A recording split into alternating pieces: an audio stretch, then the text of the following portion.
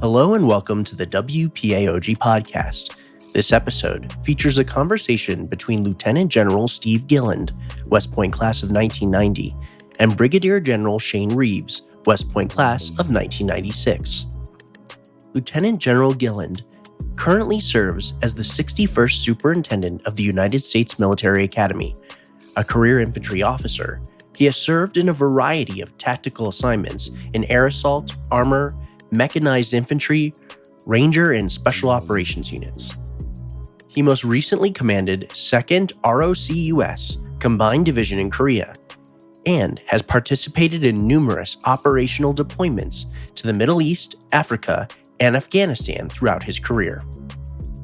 Brigadier General Reeves currently serves as the 15th Dean of the Academic Board at West Point. He commissioned into the Army in 1996 as an armor officer. After law school in 2003, he transitioned into the Judge Advocate General's Corps with assignments including Senior Trial Counsel, International and Operational Law Professor, and Deputy Staff Judge Advocate of Joint Special Operations Command. In this episode, Lieutenant General Steve Gilland and Brigadier General Shane Reeves talk about encouraging conversation and fostering innovation at the Academy, the exciting expectations for West Point's brand new innovation hub, and announce this year's intellectual theme, Innovation, Technology, and the Future of National Defense. Now, please enjoy this conversation between Lieutenant General Steve Gilland and Brigadier General Shane Reeves.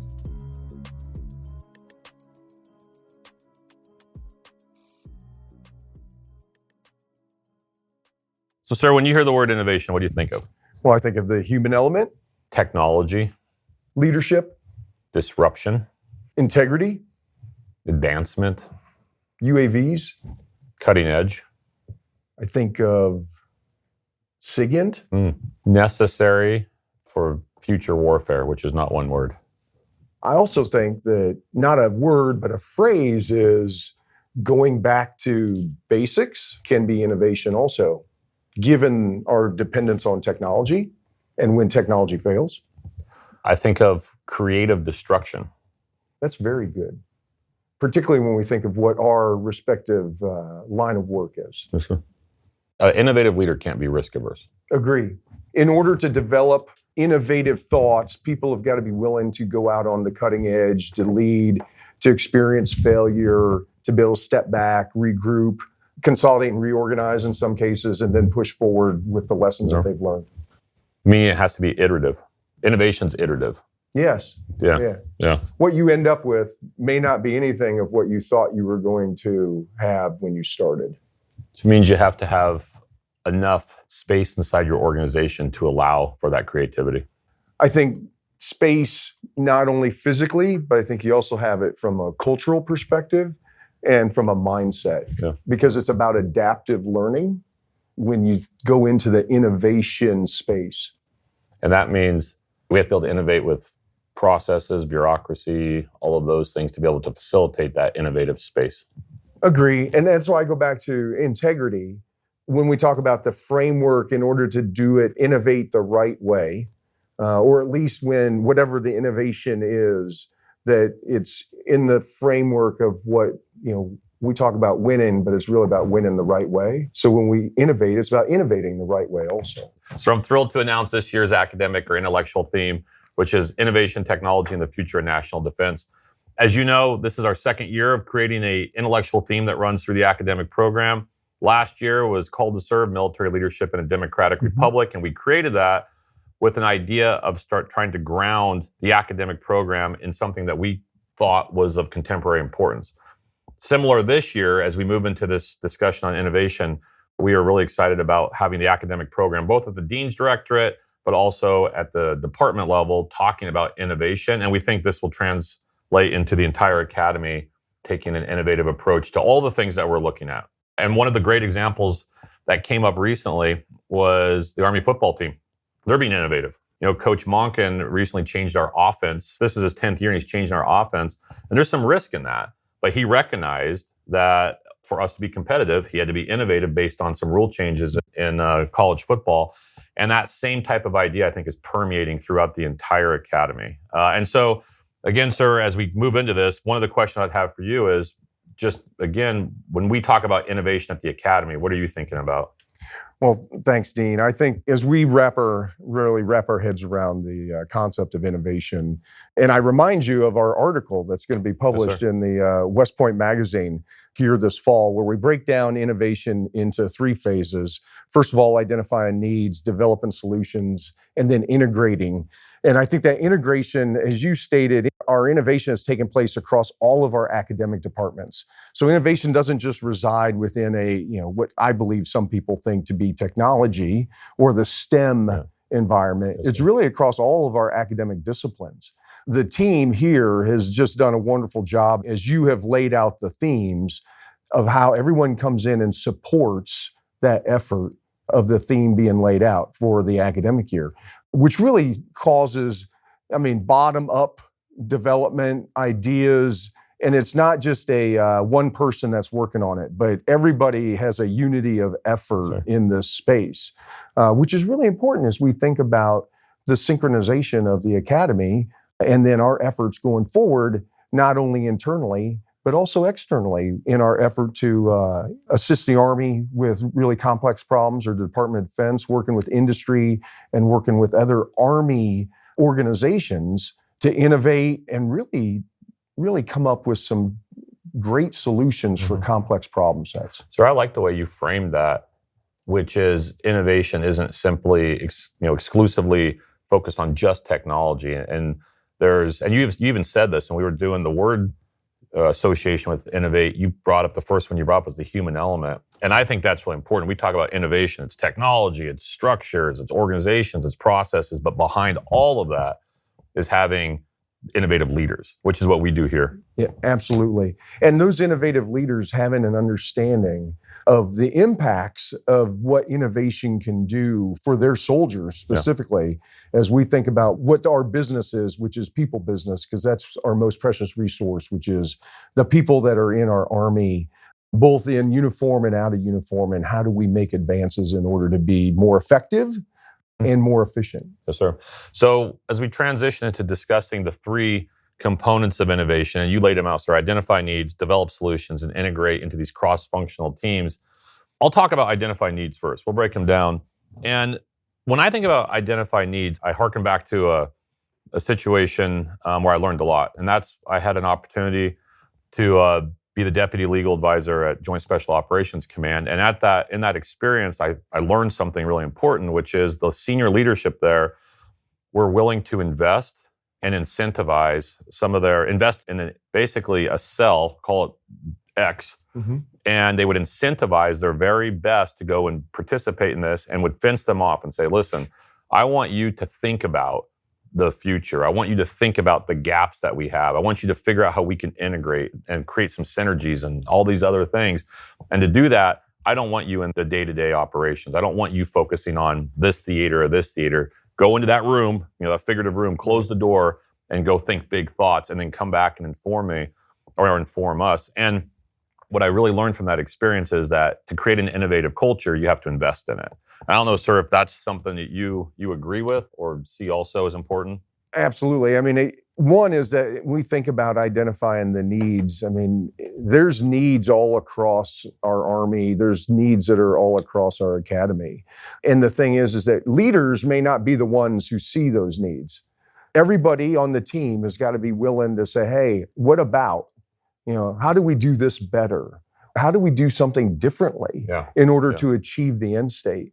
How do you create the environment of which everyone on the team has a voice and says, hey, you know what? I think there might be a better way to do this. And leaders that are willing to have an environment and a culture that says, yeah, come on, go into the room and start, whether it's the virtual whiteboard or it's the physical whiteboard, and let's start figuring some of these things out. Yes, and I think we absolutely need to, given where we're at in time and space, and we think about who our potential adversaries are and what they're doing.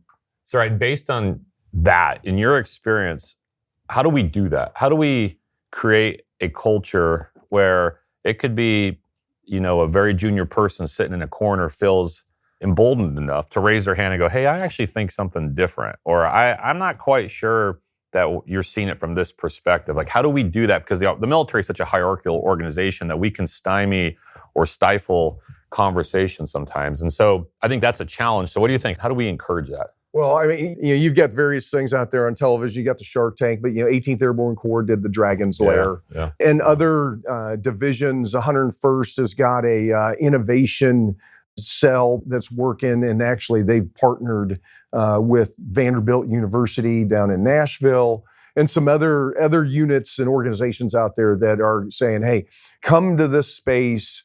Let's get the creative juices flowing and identify the needs that we have." And some people, when you think about needs, it may not be a weapon system. It may just be, how do we get a process better that impacts our young soldiers, whether it's in the motor pool, it's on the gun line, it's wherever it might be, in order to make them more effective and more efficient, because they're the ones that are dealing with it every single day. Robert Gates, in his book Passion for Leadership, he talks about that. He says that because Secretary Gates was the Secretary of Defense, Director of CIA, and President at Texas A&M University. So he had led in these really big, complex organizations and very different ones. And he would say this. He said he liked to get out and around and go up and talk to the secretary who'd been there for 25 years and say, so what frustrates you? Right. What are things that you would do different? And it would be amazing the things he would hear back. And so what you're saying, sir, is exactly right. Like, you don't know where the solution might come from or the good idea. And even if it might be a process or something else, you can find some innovative ideas at any place and from anybody. Well, and ironically, you bring up Gates. When he was the SecDef, he was really the power behind the MRAP, in the fielding of the MRAP. And it was, how do we develop a vehicle as we looked at our, the wars in Iraq and Afghanistan, and really having equipment that was capable of withstanding, large improvised explosive devices. It was the V-hole shaped vehicle, because then, with all the respective experts out there, that the V-hole deflects the blast away from the body of the vehicle and allowing a higher probability of survival in the event of a strike in an IED. And, and it was like, hey, get the experts together and let's figure this out using science and understanding the impacts on human behavior. The human behavior being, we have missions to do, we have soldiers that have to move from point A to point B in order to execute whatever the task may be.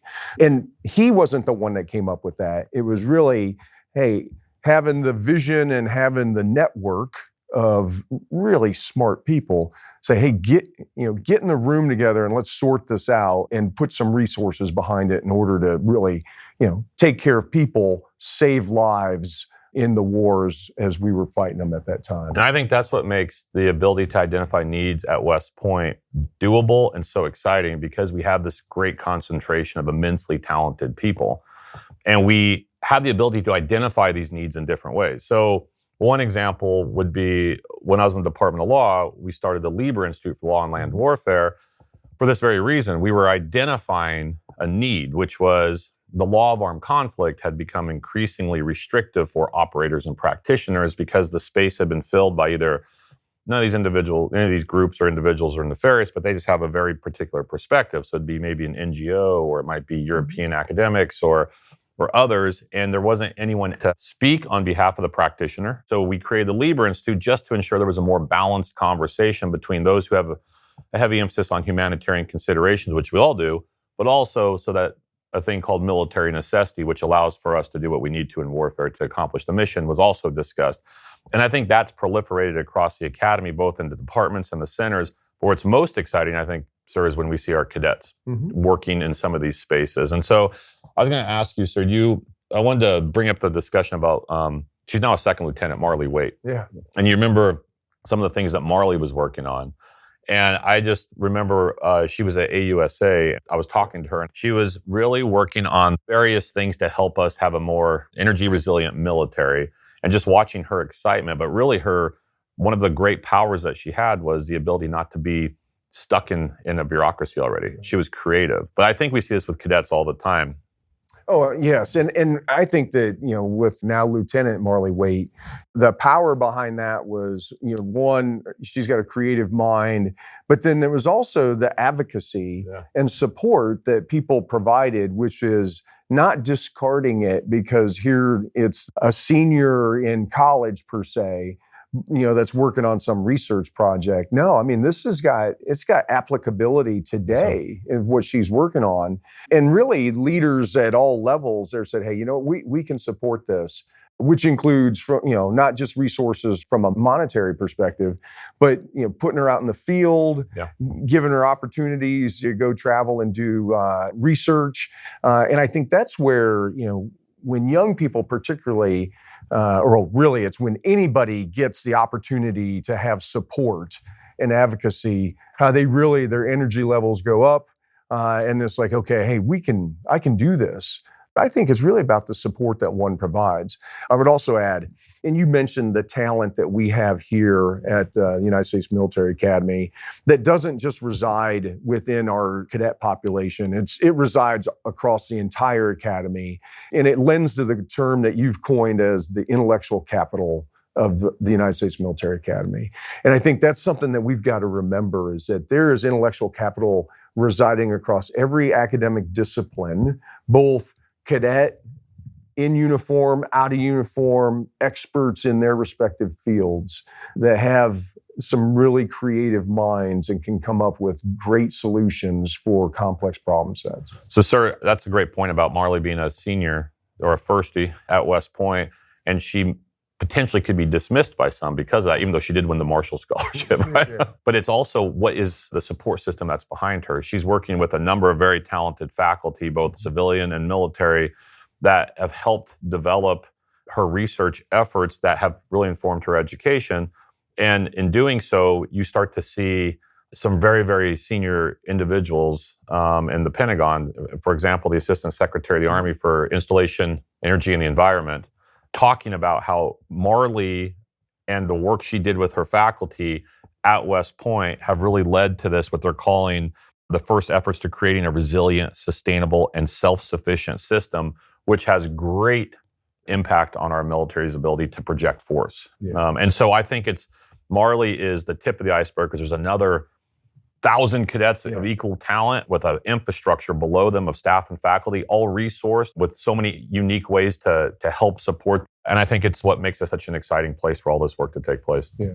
No, absolutely. And I think of it, the unique aspect, and this goes to the identifying needs. I'd even go back to this past summer where we had almost 1,000 cadets across the nation and 39 different countries around the world, working on different problem sets, and how that they come back with those experiences, and then how do they in turn take those experiences and put it into the respective research and work that they're doing here as part of capstone projects, or just part of class projects that they've got to do here for whatever department it may be in. That's a fantastic segue into the second part of how in our article we discuss innovation, which is developing solutions. Yeah. And oftentimes this is the part that most want to jump to right away, which is develop solutions without the identify the need part of it.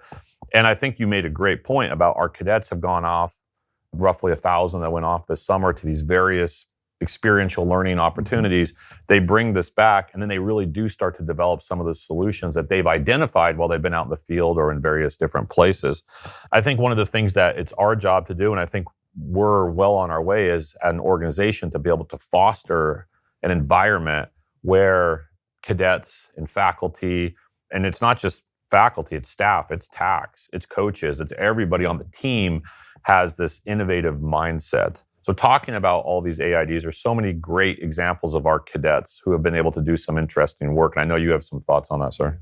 Well, we talk about experiential learning. I go back a few years to experience in Iraq in 2016, and specifically with ISIS and drone technology. And ISIS has taken off the shelf products, drones, and they're modifying them, and then they're flying them, and they were armed, and they're doing reconnaissance with them. Now, armament meaning they're carrying one individual grenade or a small mortar round, but that type of system, and particularly I'll term it as the swarm of drones. So multiple drones that are programmed to go to one, a location, identify where personnel or equipment may be, release a grenade or a small mortar, and what that does for them from a lethal perspective, but also what it does from a mindset perspective. Back in 2016, as we were looking at, how do you develop the counter drone technology? And the fact is, there's a lot of science that goes into it. But the need, and so when we think about developing solutions, the solution needs to reside on the ground, in the location of where either your partner nation forces are, allies, or your own soldiers, and saying, okay, here's the swarm of drones, and how do we interdict or destroy, so that they are not dropping these lethal munitions on our respective location or position.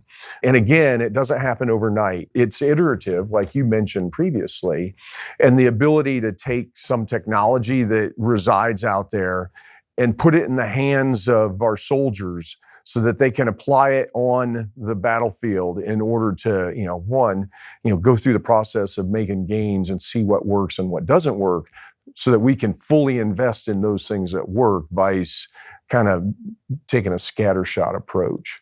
That's fascinating, because you just triggered a number of thoughts on my head about Mosul and ISIS's use of drones. They were cheap, they were easily available, it was a contested airspace, and it really started to make us think about what we need to do, which means that necessity drives innovation oftentimes. I mean, it's risky not to innovate. It's risky to stay status quo. This is something that West Point can really offer. And thinking about the counter-drone example makes me think about the high-energy laser work that we're doing in an interdisciplinary way. There's Second Lieutenant Ashley Clegg and then Cadet Mackenzie Arns, both working on this counter-drone efforts with our high-energy laser program.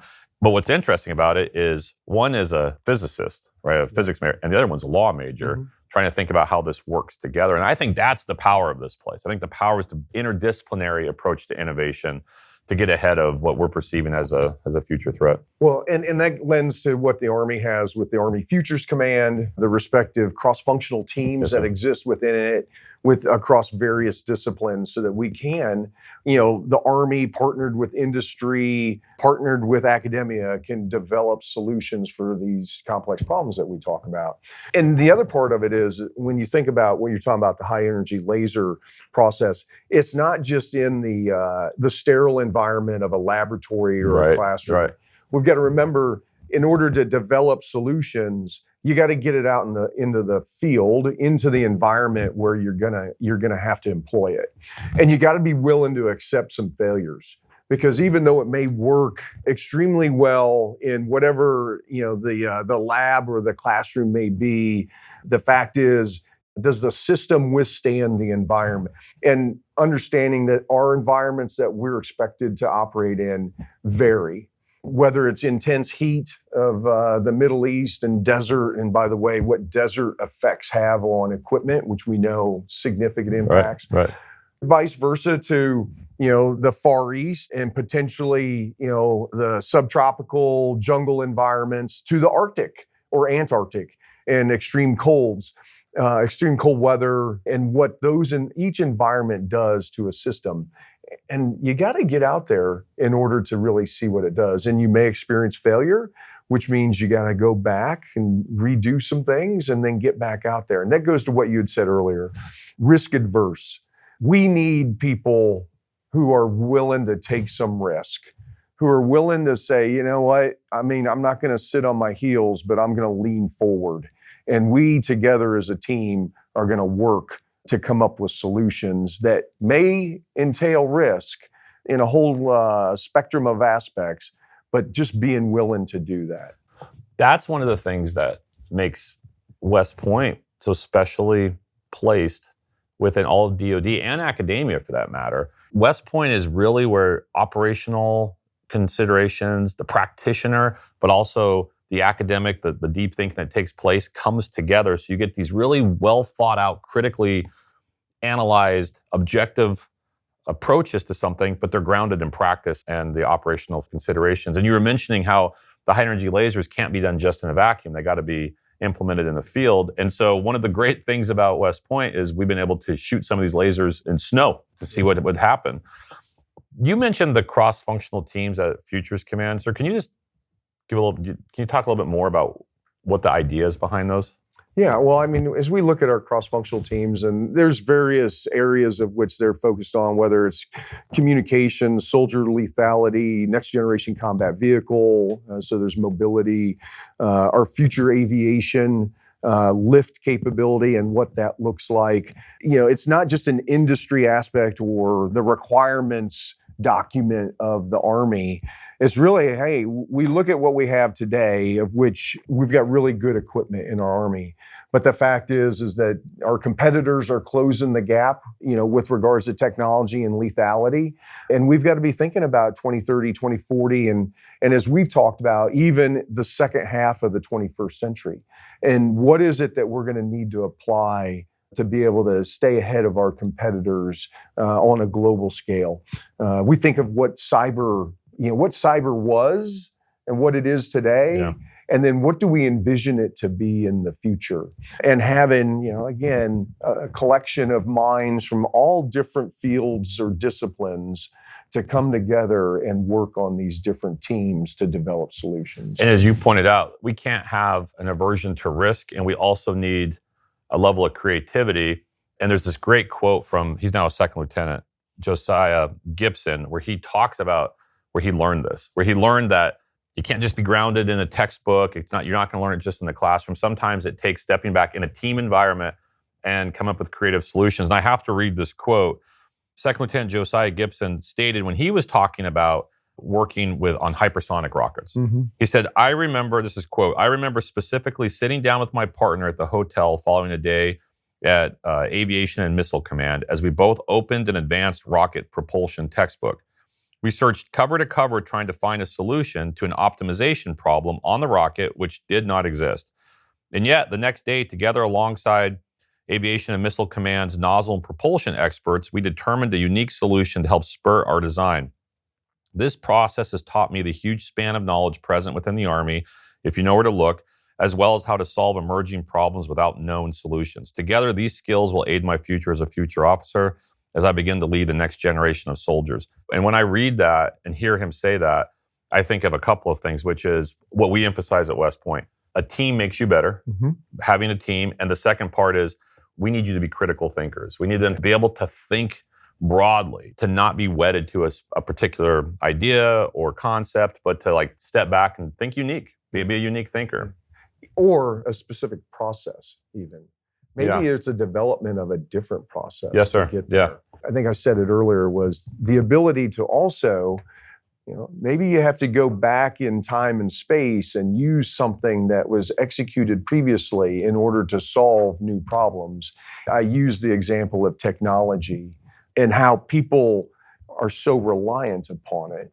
I've actually got a good example from this past week. I'm in this airport, we're traveling, incredible thunderstorm is, dumping all kinds of water on the location, and all the systems go down. So of course, we're all wed to our respective phones, specifically with, what's the QR code for my boarding pass and that.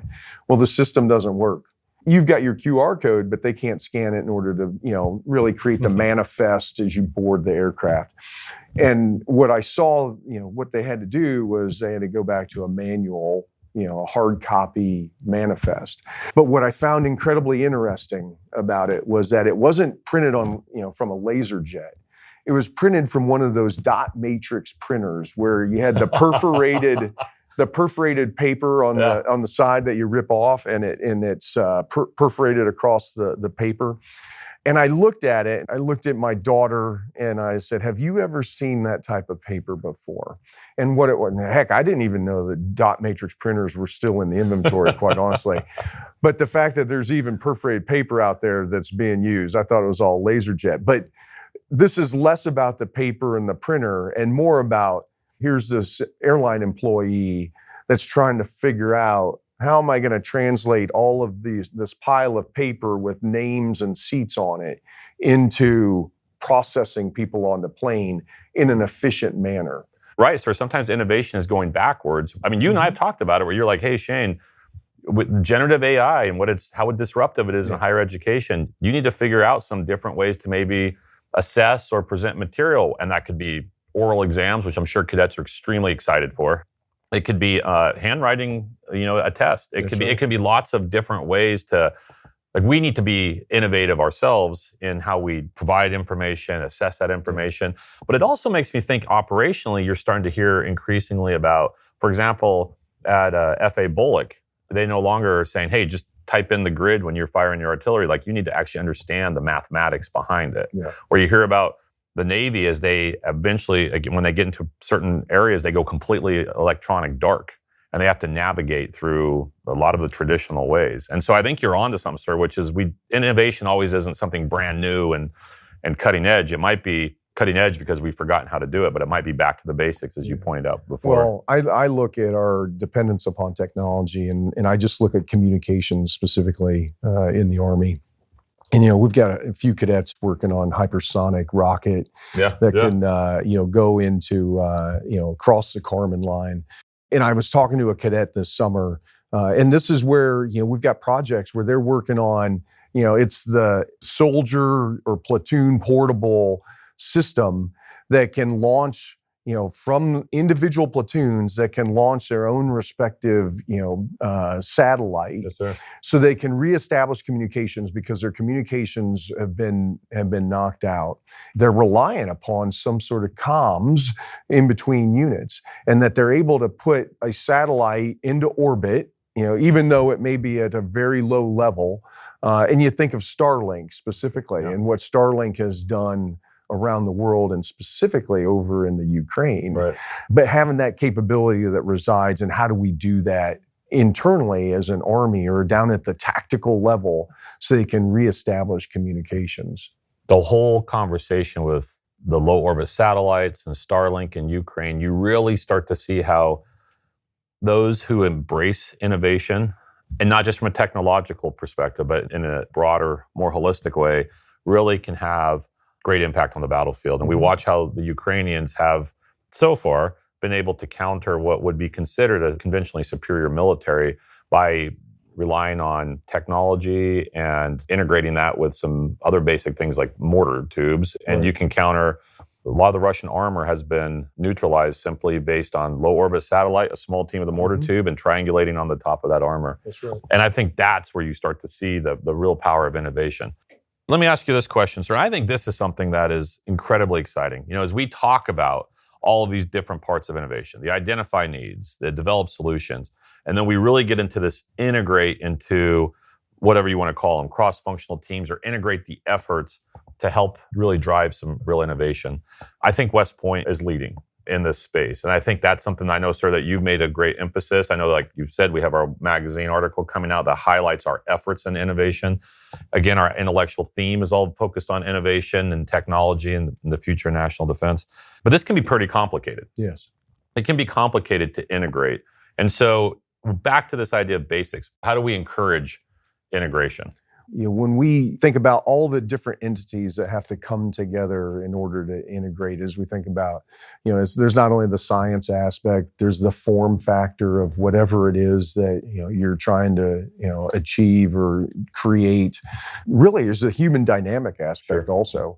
How you employ X, whatever it is. And it may not be a piece of equipment per se. It may be, heck, it could be software, it could be coding, and then understanding what those different impacts are. So we think about, you use the example of, a physics major and a law major coming together in order to, achieve an end state together. And I think that's where the complexity starts to come in, as the experts from various disciplines or fields of concentration come together on whatever project it may be in order to say, hey, we got to achieve this end state, and we got to do it the right way also. That's why I mentioned integrity when we think about innovation. When people look at us, we've got to be able to maintain our integrity because that's what the people of our United States expect of us as citizens. But I think that what we have here in the cross-functional team approach is that, it breaks down barriers, one, because we're here together, we see each other all the time. And I think for us, it's a matter of where do we bring all this, intellectual capital together to really leverage it and gain unity of effort. When we think about, in the integration phase, we think about West Point, we're a microcosm of this very large ecosystem that exists out there, from military to industry to academia, like we stated before. And we're just one part of it.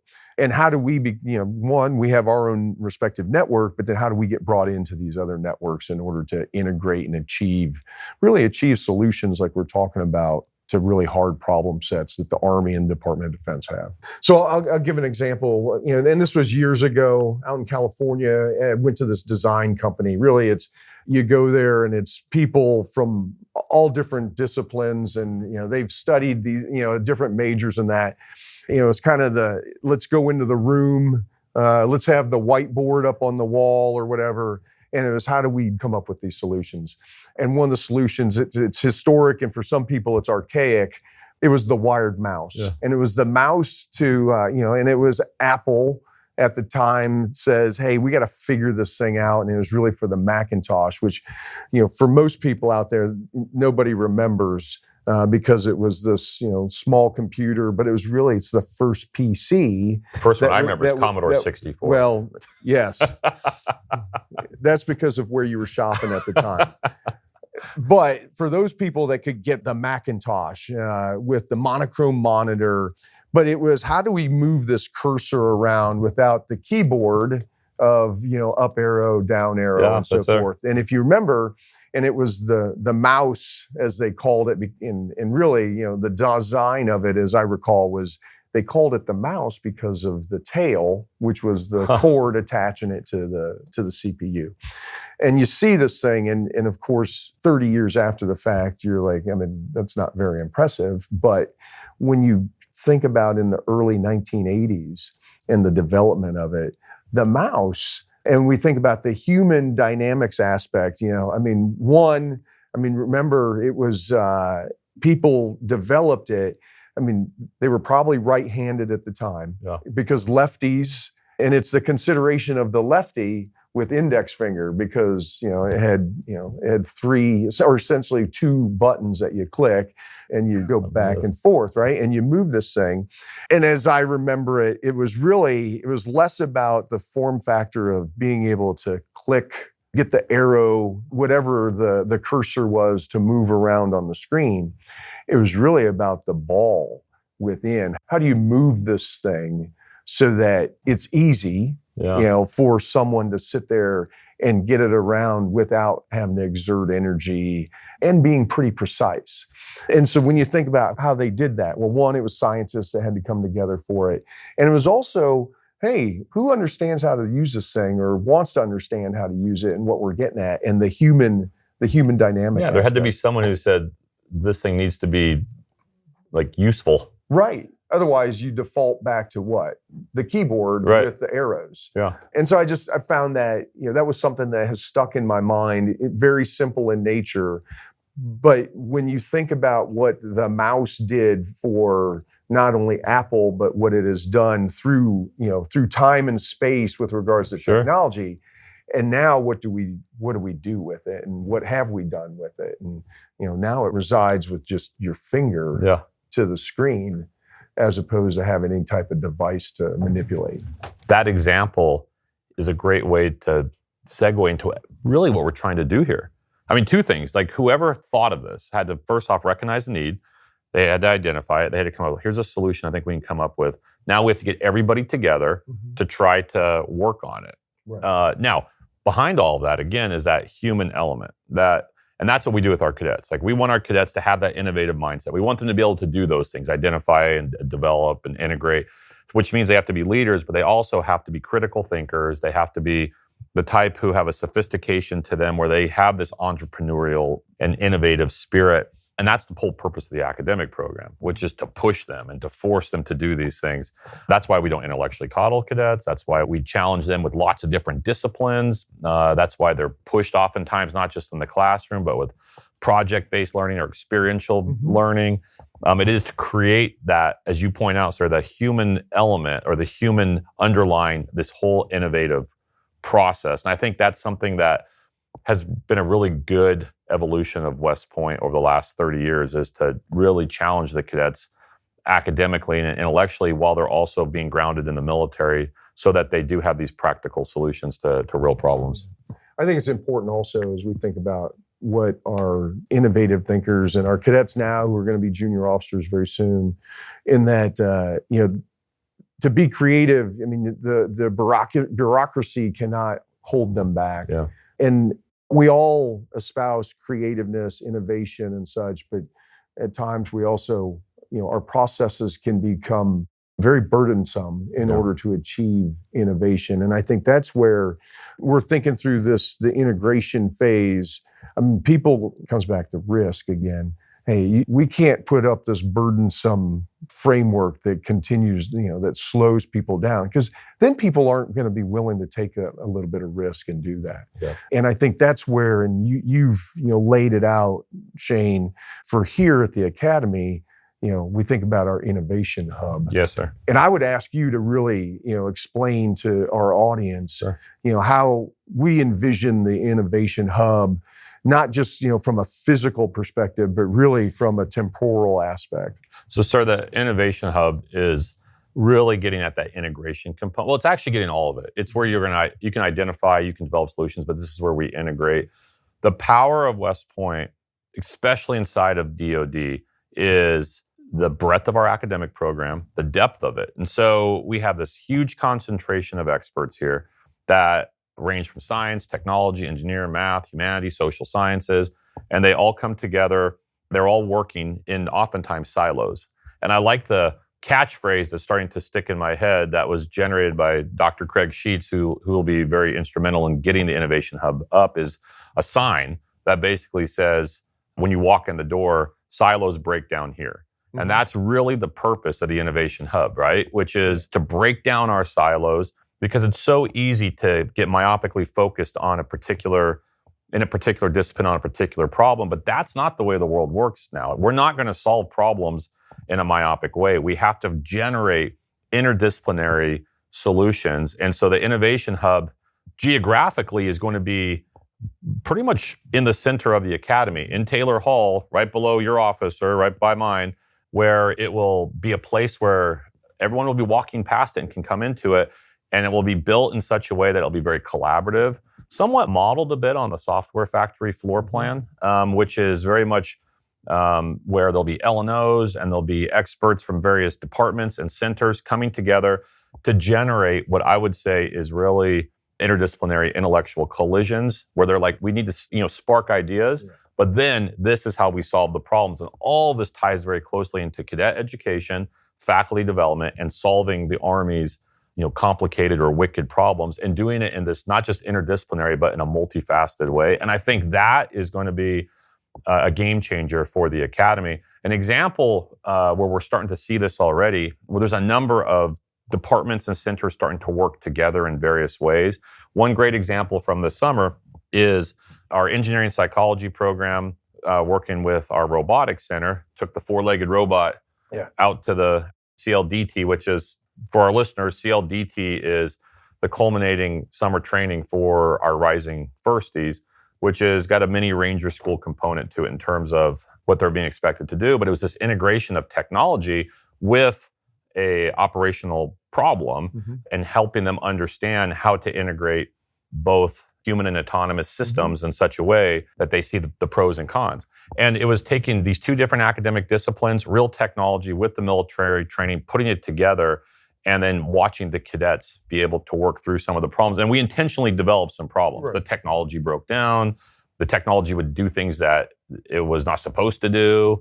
And you can just see the cadet development. You can see also the faculty who are behind this, working towards it. And of course, this will have great impact on our Army, I think, going forward. So the Innovation Hub is intended to generate all those type of opportunities. I think it's a really, really exciting effort, because it's not just internal to West Point. I think there'll be a number of external entities or external agencies that will plug into the Innovation Hub, bring their problems to us, and allowing us to use all this power of the West Point academic program to solve some of those. No, I agree. And I think the key to that is what you said is the collaborative nature or the collaborative environment that really has to be emphasized. I appreciate, we definitely need to get the sign made and we got to put it so where everybody can tap it as they come in the door. That's right. It's a commitment that goes to it. When we think about, our team and they enter into the collaborative space, which of course everybody, and we know this, it's human dynamics, it's human behavior. I need to have my respective cubby or something like that. I've been in places with cubicles in a very, what seemed to be open space and intended to be collaborative, and people don't even know who's next in next cubicle next to them or the next cubby over. And it's like, hey, wait a second, what are you doing? The person that wrote that sits right there. and it's one of those things like, really? I mean, I didn't realize that. Because you can't just sit here and look at a computer all day long. I mean, you got to go out and have some interactions with people in order to understand, what the respective task may be or what's the intent and then what that outcome is. And I think that that's where we look at this space specifically. We've got to really make sure we emphasize the collaborative nature of what this innovation hub is supposed to be. And everybody has a part of it. I think that's why hub is a good name for it, because it is exactly that. No matter where you're at, you could get stuck in your cubicle, but you can be stuck in your department, you could be stuck in your center, you could be stuck on one side of the road. And it is to break all of that down. And it really takes some humbleness by individuals to say, hey, you know what? I know how the physics works on this. I don't really know about the law or the ethics on this. Or it's the historian saying, hey, this historically is how it's worked, but maybe this is something different. But bringing everyone together and being willing to listen to others, I think that's the key to us getting to real solutions. Yeah, and I think what it also does is it forms the network, and in many ways it will expand the network, because I think that people will want to come visit and be a part of it once they see what it is. Sure. Let me ask you this, Shane. Yes, there's a bunch of folks out there who may be in the camp of, hey, should West Point, you're an undergraduate degree producing institution. Should you be doing much research? What do you think about that? I have a couple of thoughts on that, sir. So it all depends on how we do the research, right? We're not an R1 research institution. We're not intended to be. We're not trying to be doing research for a theoretical, just for theoretical purposes. Our research that is done is, again, directly connected to developing cadets, particularly their education. And the day of, for anyone who went to West Point a while ago, they may have a memory of you as a cadet. You'd walk into a classroom. We'd have the Thayer method. They'd ask you what you've done. You might take boards and you'd leave and you'd walk out and you go back to your room and study. That is just a small part of the cadet's education now. It's much broader. We've talked about the experiential learning that comes through AIDs and other experiences, whether it's Second Lieutenant Waite at AUSA presenting her work, or, Second Lieutenant Gibson talking about hypersonic rockets to DevCom. And then there's such a projects-based component to this also. There's, so many of our cadets are doing capstone projects that is generating not just intellectual capital for the Army, but it's also encouraged them to be lifelong learners and we're satisfying their intellectual curiosity. And what we're doing is we're taking away intellectual superficiality to the way they think and giving them depth. And that is very much connected to our ability to fight and win. Because as you and I have talked about, sir, in potential future large-scale military operations, it's not going to be most likely our economic might or our demographic strength or even potentially our ability to fight close with. We might be expeditionary, fighting against some a nation state that has internal lines of communication, logistics, all of those things. Our clear advantage is our officers with their NCOs being able to think their way through problems and being able to navigate the fog of war, if you want to call it that, and solve problems, which gives us, being in this proactive approach to warfighting, gives us a great advantage. It always means we're on the offensive because we're outthinking our enemy, and we can't do that without this connection to research-based learning. And so there's another line I'd coined from our head of our chemistry and life science named Colonel John Burpo, who says, we educate through research. There's a direct connection between the two. Now, that spins off some amazing things, which is the purpose of the Innovation Hub. That research spins off amazing work that's affecting the Army. For anyone who would say that, they probably don't see this as the natural evolution of how cadets need to be educated to help us fight and win in today's and future wars. Yeah, and I think it's also, when we think about research, it can't be, I think a lot of people envision it as, here I am in the lab. Right. I'm looking through a microscope and I'm, with the Petri dish. But really the Petri dish it's the academy. It's our operating environment. The Petri dish is the world. And we think about, we've already said this, it's collaborative nature. It's coming together as teams, which is absolutely character development and leadership. Yes, sir. And that's where, bringing people together from different disciplines to a team, one, how you contribute to that team as, you're in your respective, expertise or discipline. But the other is, in some cases, you're going to have to be the leader of that team.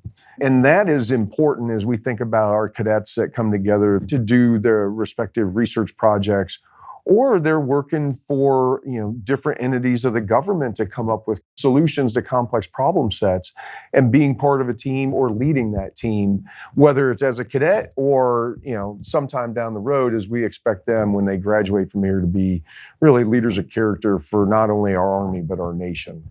Sir, I had an opportunity to go to Stanford to look at some of their various programs. I went to Stanford Medical School, and there's a class of 1983 graduate named Constance Chu, and she's there. And this is exactly what we talked about, which is she went to West Point. She served 5 years as an MI officer, got out, went to Harvard Medical School, and now she was like, I thought I would be a doctor and I was going to do research. And she said, I very quickly, every single time, it seemed like I gravitated into leading these teams. And I think you just hit it, sir. I think that the West Point graduate isn't just supposed to think a certain way, but they're supposed to lead these efforts. And they're going to find that they do because of how we inculcate them with all the things that makes this the premier leadership institution. Yeah, absolutely. That's why I always go back to, I've said, hey, you get a Bachelor of Science degree in character development and leadership. You study physics, you study law, you study a host of different academic disciplines, but you are immersed in character development and leadership every single day. And that's what we're expecting, that our nation expects us to deliver that leader of character. Yes, sir. Every year, about 1,000 of them that are going out and serving the citizens of our nation in our Army. Along those lines, that is another one of the many innovations that are taking place here, which is, as you've laid out, character is the foundation for everything that we do. I can have an academic program, I can have a physical program, I can have a military program, but underlying all of it is character. And character is not just the foundation, but it's thematic to everything that we do at West Point, whether it's focusing on the professional ethic through the academic program, whether it is cadets being introspective. But as you pointed out, sir, it's all about developing these leaders of character that can operate in this innovative space. Yeah. And then we think of our cadets that are here today. They're gonna graduate, and they are gonna, in 2040, the Army of 2040, they are the battalion commanders in our Army for those that remain in service in the Army. There will be brigade commanders out there. There are also going to be leaders in industry, in both the private and public sector. And it's the fundamentals, I would say, of leader development, character development, that this institution provides them as they go out and really, we talk about the critical thinkers that we need.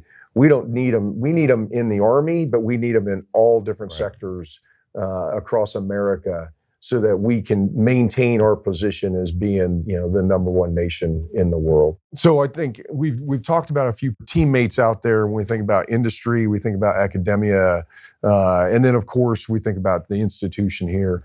But I think also there are many supporters out around the world who, are willing to, support in various ways. And those partners are also reside in the Pentagon. The Department of the Army clearly believes in what's happening at West Point, as you can tell by all the construction around here and the investment that's being made to ensure West Point, as you point out, sir, remains the premier leadership institution and really at the tip of the spear in producing the officers we need to fight and win for the next 50, 75 years.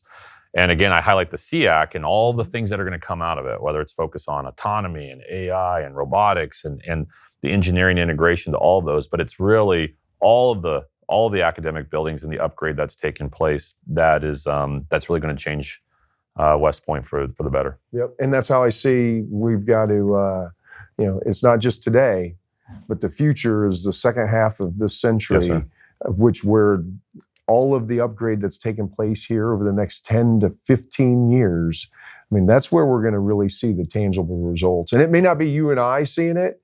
Our nation will certainly see it and reap the benefits from But, sir, you and I will be at the ribbon cutting for the SEAC in 2 years. That's the goal. Yes, All right, absolutely. sir. I'm there. Sir, thanks for the conversation. Very excited about our theme this year. And innovation, technology, and the future of national defense. I think it's going to ground our academic program. I think it's going to ground it in the sense of it's tethered to this theme. And so most of our guest speakers, most of our fireside chats, our podcasts, a lot of the scholarship that's being produced is going to be in this space. But I think it's going to set West Point up to be actually perhaps lead the Army in thinking about innovation. Well, I'll tell you, I'm inspired by the lineup of events, activities, and people that are coming in over the next academic year to lend, their respective perspective in this space. And one, it's going to make us better as an institution. Two is that, that will deliver results out in our Army and for our nation. And three is, when you think about unity of effort and bringing everybody together on the team, what better way to do it than, having folks from all over the nation and in some cases all over the world coming in and contributing to the character development and leader development of our cadets, but really contributing also to this institution as the United States Military Academy and our Army as we think through different things. I'm excited for it. It's going to be an awesome academic year. Yes, sir. There's no doubt about it. This has been a production of the WPAOG Broadcast Network. Please take a moment to rate and review the show and join us each week for a new episode. Thank you for listening.